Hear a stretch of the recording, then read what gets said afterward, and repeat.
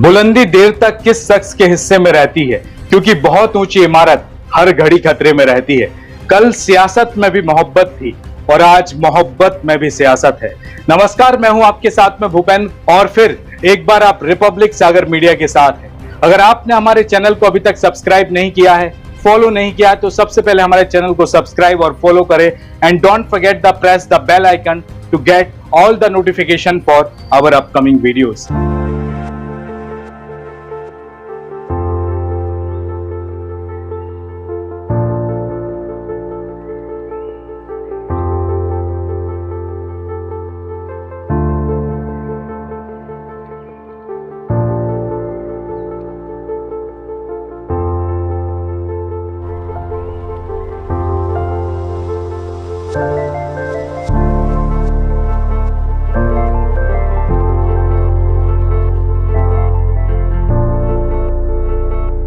प्रधानमंत्री नरेंद्र मोदी का सागर आगमन हुआ। पिछले 5 महीनों में मध्य प्रदेश में उनका ये 5वां कार्यक्रम है। मोदी यहाँ संत रविदास स्मारक स्थल का भूमि पूजन करने आए थे। इस इवेंट को भाजपा ने प्रदेश की 54 विधानसभा सीटों को ध्यान में रखकर डिजाइन किया। इनमें 35 सीट अनुसूचित जाति के लिए है, बाकी 19 सीटें सामान्य हैं, लेकिन इन पर दलित वोटर निर्णायक भूमिका में है। पिछले 6 विधानसभा चुनाव पर नजर दौड़ाएं तो एससी सीटों पर भाजपा की मजबूत पकड़ दिखती है और जैसे ही दलित वोटों का झुकाव कांग्रेस की तरफ हुआ तो मध्य प्रदेश से भारतीय जनता पार्टी सत्ता से बाहर हो गई। मध्य प्रदेश में करीब 16% दलित वोटर हैं। पिछली बार इन रिजर्व एससी सीटों में कांग्रेस और बीजेपी में कांटे की टक्कर देखने के लिए मिली थी। बीजेपी को 18 एससी सीटों पर सफलता मिली थी और कांग्रेस ने 17 सीटों पर जीत हासिल की थी।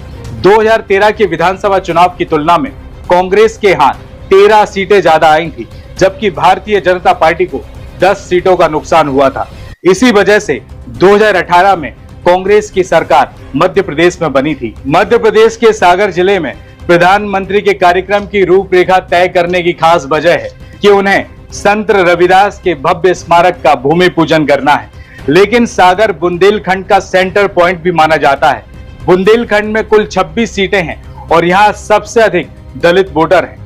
इंदौर, उज्जैन के अलावा सागर ही ऐसा जिला है जहां 5 लाख से भी अधिक दलित वोटर हैं। बुंदेलखंड से ही दलितों के साथ भेदभाव करने की सबसे ज्यादा खबरें आती हैं। बीजेपी को पता है कि अगर सत्ता में वापस लौटना है तो दलित वोटरों को साधे बिना यह मुमकिन नहीं होने वाला। छत्तीसगढ़ बनने से पहले 1993 और 1998 के विधानसभा चुनाव के समय मध्य प्रदेश में एससी की 44 सीटें रिजर्व थी और छत्तीसगढ़ बनने के बाद 2003 के विधानसभा चुनाव में एससी की सीट घटकर 34 हो गई और इसके बाद 2008 के विधानसभा चुनाव से लेकर 2018 यानी कि 3 विधानसभा चुनाव से 35 सीटें एससी के लिए रिजर्व होती रही हैं। एससी सीटों पर जबरदस्त पकड़ रखने वाली बीजेपी को 2018 के विधानसभा चुनाव में तगड़ा झटका लगा। कांग्रेस बीजेपी की इस कोर वोट बैंक में सेंध लगाने में सफल रही। उसने अपनी सीटों की संख्या 2013 की तुलना में 14 और बढ़ाते हुए 17 तक पहुंचा दी।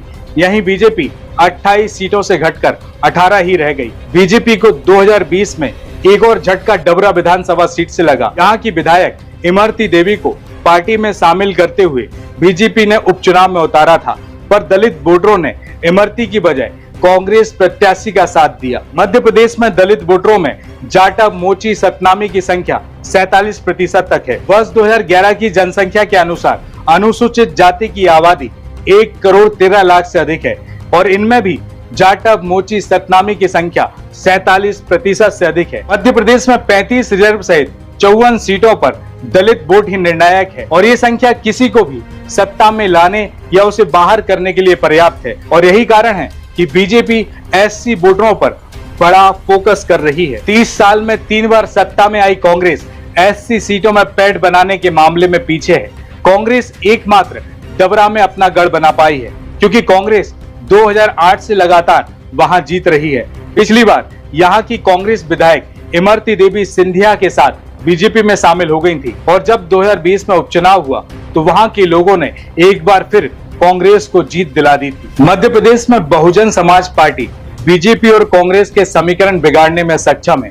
इसका अंदाजा इसी से लगाया जा सकता है कि 5% वोट बैंक के साथ बसपा ही प्रदेश के तीसरे नंबर की पार्टी है। वर्तमान विधानसभा में बसपा से 2 विधायक पथरिया से रामबाई और भिंड से संजीव सिंह जीते थे। हालांकि संजीव सिंह अब भारतीय जनता पार्टी के साथ हो लिए हैं। कई विधानसभाओं में 5000 से लेकर 48,000 वोट पाने में बसपा प्रत्याशी सफल रहे, क्योंकि पिछली बार भारतीय जनता पार्टी को सत्ता से बाहर करने में बहुजन समाज पार्टी की सबसे बड़ी भूमिका थी। और अब प्रधानमंत्री की सभा के बहाने भारतीय जनता पार्टी दलित वोटों को साधने में जुटी है और लगता है कि ये आखिरी ओवर में अधिक रन बनाने की कवायद है, क्योंकि प्रदेश में दलित और आदिवासी की 85 सीटें हैं। पिछले चुनावों में ये बट गई थी और इस बार बीजेपी और कांग्रेस में इस बात की जोर आजमाइश है कि आखिरी ओवर में कौन अधिक रन बना लेगा। कांग्रेस के पक्ष में यह है कि उसने पिछली बार एससी वोटरों पर अच्छी पकड़ बना ली थी। अब आखिरी वक्त में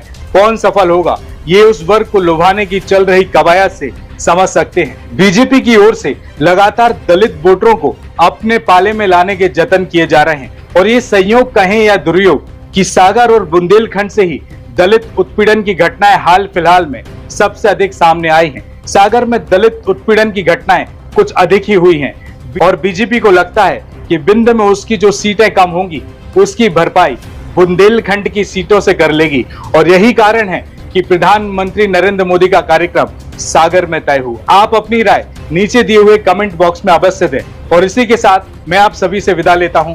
जय हिंद, जय भारत। वीडियो YouTube पर देख रहे हैं तो हमारे चैनल को सब्सक्राइब करें और बेल आइकन को दबाना ना भूलें। अगर आप Facebook पर ये वीडियो देख रहे हैं तो हमारे पेज को लाइक करें।